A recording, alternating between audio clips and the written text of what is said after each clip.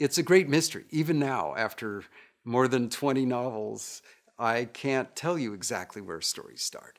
It's a confluence of factors, but for me, I know that there have to be three things always. There has to be a character, a hero, a young person who doesn't think of themselves as a hero, but is in deep trouble, edit that out, struggling in a serious way. And out of that struggle, they find qualities like courage, perseverance, compassion, hope, humor, all those things that ultimately allow them to dig deep and pull out, let's hope, the magic that they have down inside. So that's the first thing. The second thing is I have to have a place, a magical place, a place that I want to voyage to a lot and be there and bring alive. It can have totally different rules than our world, but it has to feel every bit as true, because really good fiction is true. And paradoxical as that sounds, it's really, I think, that goes to the heart of what makes fiction so powerful, because we take a mirror and bend it to our reality. So we see the world in a different way, but it's equally true. So a character, a place, and then the third thing I need to have is a big idea. Usually it's in the form of a question, like what difference can one life make in the world? Even a young person, even a half-drowned boy who's just washed ashore. Or a question like how are all things connected? People across time and culture, gender, and all the differences, the ways we divide ourselves from each other. And maybe even across species. How are we connected to a great redwood tree?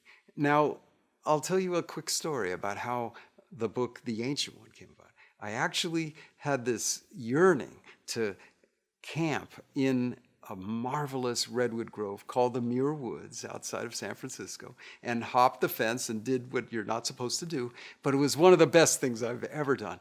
And woke up seeing the first rosy rays of dawn on the tops of those trees, and spent the night inside the hollow of one of those grand beings. And all night long I found myself thinking and wondering what kind of great stories these trees could tell if only I could hear their voices.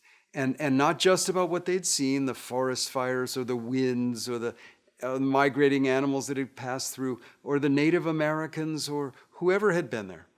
Much more than that, I wanted to know how they could be so wise to actually do what I couldn't do, which is to stay in one place and to sink roots really deeply and reach up to the sky and feel centered and peaceful enough to be in that place throughout seasons and years and decades and centuries, and even in the case of redwood trees, millennia. That's how the story of the Ancient One came about. And so it was really that wondering, that question, with a place. And the character is this wonderful, vibrant, and still insecure and vulnerable 12-year-old girl named Kate Gordon, who really, really cares about someone in her life, her Aunt Melanie, and knows that their town in Oregon is going to be destroyed unless they solve this problem that leads her to a mystery of a lost Native American tribe.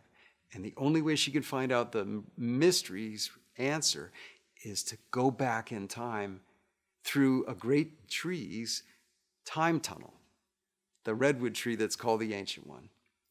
So you see how mysterious that process is. And I'll give you another example. My brand new book, the one that's just about to come out, I'm so excited about it. In a way that's like filling in the hole in that mythic tapestry about Merlin. This was also a discovery of a mythic tradition that had a big gap. And it's really compelling enough that makes me really want to tell the story. And maybe this will even become more than one book. I don't know. Right now it's one book. It's called Atlantis Rising. And so it's set in Atlantis, the Atlantis we all know, but instead of the story of the destruction of that world, which has been told many, many hundreds of times ever since Plato kicked it off with his dialogue about Atlantis. This instead is the story of its creation.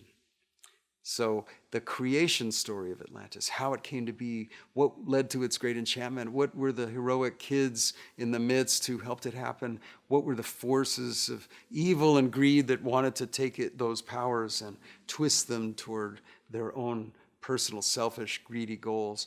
And how did these young people and the forces of nature and magic in their midst ultimately prevail to lead to the creation of not just an island, but a whole magical body of myth called Atlantis?